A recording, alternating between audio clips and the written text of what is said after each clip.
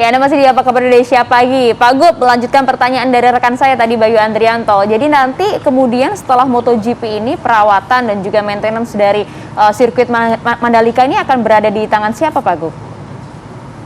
Ya, yang perlu harus diingat ya bahwa sirkuit Mandalika ini berada di dalam kawasan ekonomi khusus pariwisata yang dikelola atau diberi tanggung jawab pengelolaannya kepada BUMN kita, namanya Indonesia Tourist Destination Corporation atau ITDC, yang juga mengelola Nusa Dua di Bali, kemudian Labuan Bajo di Nusa Tenggara Timur dan Mandalika dan berbagai tempat yang lain. Nah, karena itu tentu nanti BUMN kita yang akan bertanggung jawab di ITDC. Tapi tentu saja kami dari Pemda, baik provinsi, kabupaten, akan berusaha semaksimal mungkin supaya ITDC ini betul-betul memperoleh lingkungan nyaman di tempat kami. Jadi penanggung jawabnya adalah BUMN kita. Oke, baik. Nanti saya kembali lagi ke Pak Gub. Saya mau ke Mas Rifat. Mas Rifat, dari IMI sendiri ya, makna Pagi, Mas.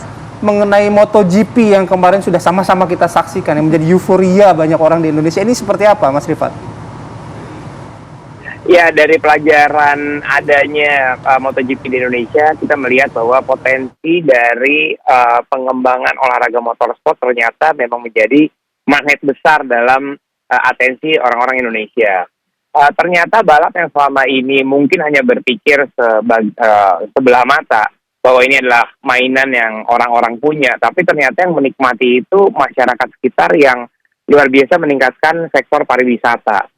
Kalau kami dari IMI, khususnya saya dari IMI Mobility, saya itu bertanggung jawab terhadap semua urusan kegiatan otomotif di luar balap. Jadi bukan hanya balapnya, karena di balap itu ada Sadikin Aksa di roda 2 dan ada Mikola untuk roda 4. Nah, saya sendiri punya tanggung jawab agar bisa mengembangkan komunitas yang ada di sekitar lokasi agar bisa bersatu menuju ke suatu mendukung kegiatan balap itu tersebut.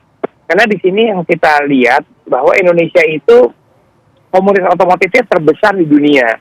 Dan adanya MotoGP ini adalah magnet yang sangat positif sekali buat kita. Dan ya ke depannya kita berpikir balap-balap yang lain mungkin skalanya agak berbeda ya. Kalau MotoGP memang paling atas, tapi bisa menjadi destinasi wisata berikutnya untuk kota-kota lain atau daerah-daerah lain di Indonesia. Oke, kalau memang itu ya mendorong di sekitar komunitas di kawasan venue tertentu begitu. Nah, sirkuit Mandalika dengan MotoGP-nya magnetnya memang besar begitu ya. Tapi kan mungkin PR-nya juga yang lain adalah bagaimana dengan venue yang lain, atau mungkin harus mengoptimalisasikan keberadaan Mandalika ini, Mas Rifat? Iya, keberadaan Mandalika ini adalah contoh pilot project untuk seluruh daerah di Indonesia.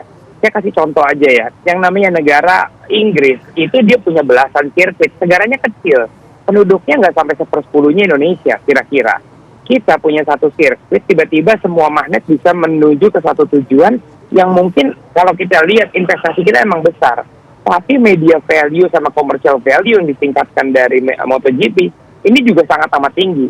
Nah, destinasi-destinasi pariwisata lainnya, itu bisa juga berpikir untuk membuat sirkuit agar menarik wisatawan dari mancanegara maupun dari Indonesia sendiri. Nah, problemnya adalah hal ini itu harus didukung dengan adanya peraturan pemerintah. Peraturan pemerintah apa yang saya maksud? Jadi ada hal yang kelupaan sedikit nih. Kita punya sirkuit, kita berharap bahwa negara kita punya juga atlet yang bisa berprestasi pastinya. Tetapi tidak ada aturan yang memperbolehkan kendaraan atau mobil balap atau motor balap masuk secara resmi langsung sebagai fasilitas olahraga di Indonesia. Jadi pertanyaan saya adalah, setelah MotoGP kita mau balap naik apa?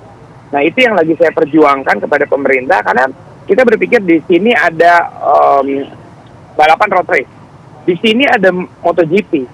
Somewhere in between, masyarakat Indonesia atau atlet Indonesia tuh perlu sekali punya fasilitas olahraga.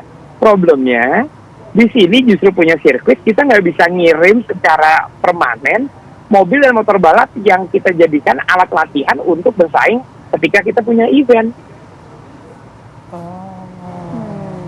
Oke. Nah, Ya. berarti selama ini kalau misalnya memang tidak ada akses itu, katakanlah memang ada bibit-bibit pebalap itu baik roda 2, roda 4, mereka harus berlatih di mana gitu loh Mas Rifat? Jadi kalau saya sih tetap optimis ya. Walaupun selama ini kita tuh nggak kedengeran karena kita nggak punya event yang besar. Tapi dengan adanya MotoGP di Mandalika itu contoh yang luar biasa hebat. Kalau balap itu nggak penting, nggak mungkin Pak Presiden kita menunjuk MotoGP sebagai destinasi yang dan juga event yang menjadi event besar nasional. Jadi selama ini kita berlatih memang mohon maaf dengan fasilitas seadanya. Tapi sekarang setengah PR udah selesai. Mandalika kita udah punya. Setelah itu kita pikirkan bagaimana kita berlatih di sana dengan fasilitas olahraga yang memang setara dengan dunia internasional.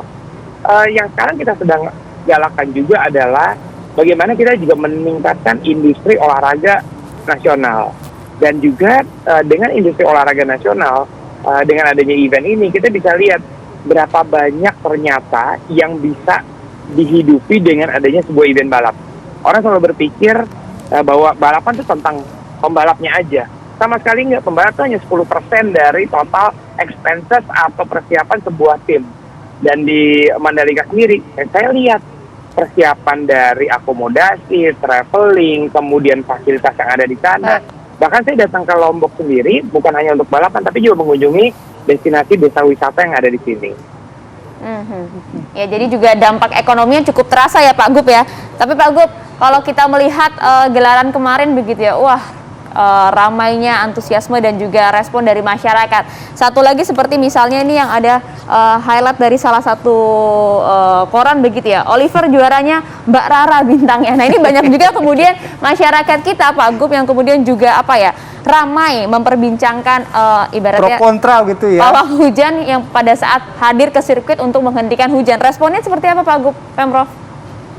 Jadi kan ini era sosial media ini fenomena seperti Rara ini kan satu hal yang jadi bagian dari pertunjukan di era modern seperti ini. It is part of the show.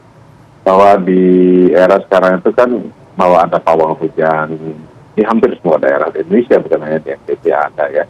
Tapi yang secara demonstratif seperti Rara kemarin ini kan relatif baru, sehingga kalau menghadirkan banyak pertanyaan, kemudian komentar biasalah netizen kita ini kan luar biasa. Oleh karena itu kita juga harus mulai belajar menerima berbagai keberagaman berekspresi ya. Tapi terus terang ini kan jadi bintang memang, karena saya lihat kita ada hujan, kemudian ada orang dengan gayanya sendiri ya. Jadi menurut kami ya inilah bagian yang harus mulai diterima di era yang seperti saat ini. Oleh karena itu menurut saya sisi lain dari semua event itu selalu ada yang melihat, dan ya Rara bisa mencuri perhatian. Ya, meskipun juga banyak yang kemudian mengaitkan kan NTB ini kan sebagai dikenal sebagai apa ya, wilayah 1000 masjid dan juga buminya para ulama begitu Pak. Ya makanya saya tidak terlampau ikut dalam mengomentari persoalan ini karena memang ada sensitivitasnya. Tapi setiap perubahan itu kan butuh waktu. Oleh karena itu biarkan dia mengalir secara alamiah saja ya. Karena ini tantangan kita berinteraksi dengan berbagai keragaman ini segala macam, bukan hanya satu Rara. Ke depan ini ketika kita membuka diri pada pariwisata akan menghadirkan Rara-Rara baru dengan ekspresi macam-macam, bukan hanya seperti kemarin. Nah tinggal bagaimana local values itu ketika dibenturkan dengan perubahan itu juga terbuka untuk memaknai perubahan, dan pada saat yang sama itu ya itu harus ada mengekspresikan bahwa ya ada hal yang kita miliki itu mungkin tidak bisa mempengaruhi apa yang datang. Jadi kalau menurut saya ini tidak akan lama bibitnya, mudah-mudahan nanti seiring berjalannya waktu akan menjadi hal yang disikapi biasa dan wajar-wajar. Oke. Baik. Saya geser ke Bang Ege ya soal Mbak Rara ini, Bang Ege kalau melihat dengan exposure-nya gitu Mbak Rara ini. Secara komunikasi begitu ya? Iya, secara komunikasi sebenarnya yang ditangkap oleh publik apa, Bang Ege? Terlebih juga dunia luar ini Bang Ege. Ya, saya tadi terima kasih ke Pak Gubernur ya, belum sempat bicara langsung. Terima kasih, acaranya sukses dan luar biasa. Nah, barangkali ini kita mau kaitkan dengan gimmick ya dalam komunikasi, artinya seperti yang tadi disebutkan oleh Pak Gubernur, ada platform baru, media sosial, dan kemudian bagaimana membuat ini sesuatu yang menarik, seperti kata Rifat juga. Saya mau 3 hal secara cepat. Yang pertama, kalau ini disebut kearifan lokal, agak banyak, saya bukan ahli di situ, tapi banyak yang menanyakan apakah ini kearifan lokal dari Pulau Seribu Masjid misalnya. Yang kedua, kalaupun ini mau dianggap sebagai sesuatu gimmick atau atraksi, rasanya kalau menurut saya memang kemarin itu terlalu ekspresif ya, terlalu ekspresif tampil di depan. Tapi kalaupun ini mau dibiarkan mengalir, setidaknya jangan diumumkan oleh pembawa acara. Jadi saya agak terkejut kemarin pembawa acaranya seperti mengatakan, mari sama-sama kita saksikan ada upaya seperti menunda hujan lah atau semacam itu. Jadi ngono ya ngono misalnya gitu, tapi nggak usah diumumkan secara resmi oleh pembawa acara. Nah, saya malah mau menekankan sisi yang lain, yaitu gimmick-gimmick komunikasi seperti ini mungkin sangat penting diciptakan oleh sebuah tim kreatif untuk terus menampilkan gimmick-gimmick yang tidak harus ada kaitannya dengan hujan-menghujan ini ya, tapi gimmick-gimmick lain bagaimana meneruskan supaya sirkuit yang dibanggakan ini itu nanti bisa terpelihara dengan baik, kemudian juga aktivitasnya bisa berjalan dengan baik dan terus terpelihara sebagaimana tema acara kita pada hari ini. Jadi intinya media sosial itu perlu dimanfaatkan sedemikian rupa. Kalaupun ada benturan-benturan sedikit, mungkin tidak usah diumumkan secara resmi oleh pembawa acara itu, ditambah lagi dengan biarkan saja ini mengalir dengan gimmick-gimmick yang muncul di media sosial, kita sinergikan untuk memancing misalnya upaya-upaya pemasaran dan upaya-upaya kreatif pemanfaatan sirkuit di depan. Coba kita pikirkan hal-hal yang lain selain soal pawang hujan inilah gitu. Iya, baik. Terima kasih Bang Ege. Paling tidak terakhir saya mau ke Pak Gup. Pak Gup, harapan terkait dengan sirkuit Mandalika ke depan ini akan diapakan Pak Gup? Poinnya Pak Gup? Ya tentu akan banyak lagi event-event internasional ya yang akan dilaksanakan di Mandalika, dan bukan hanya masalah motor ya. Pak Jokowi berkali-kali menekankan pada kita keindahan Mandalika, keindahan Lombok, keindahan Nusa Tenggara Barat itu harus dimaksimalkan sebagai destinasi baru beyond Bali, sebagaimana yang dicita-citakan Pak Presiden. Nah, ada tentang sepedahan, kemudian lari maraton, kemudian triathlon dan lain sebagainya sudah banyak. Tinggal bagaimana nanti kami duduk kembali mengevaluasi MotoGP ini, dan mudah-mudahan dengan ITDC dan Kementerian BUMN, Kementerian Pariwisata, kita perlu cara-cara baru sehingga mengemas berbagai event ini menjadi hal yang menarik, sehingga mampu menarik sukses atau pengunjung kami ke Lombok. Saya kira begitu. Siap. Baik. Amin. Terima kasih banyak Pak Gup. Kami cukup apresiasi juga apa yang digelar di Mandalika. Sukses. Terima kasih banyak Bang Ege. Terima kasih Mas Rifat. Terima kasih waktunya sudah merelakan pagi harinya untuk Apa Kabar Indonesia Pagi. Salam sehat semuanya.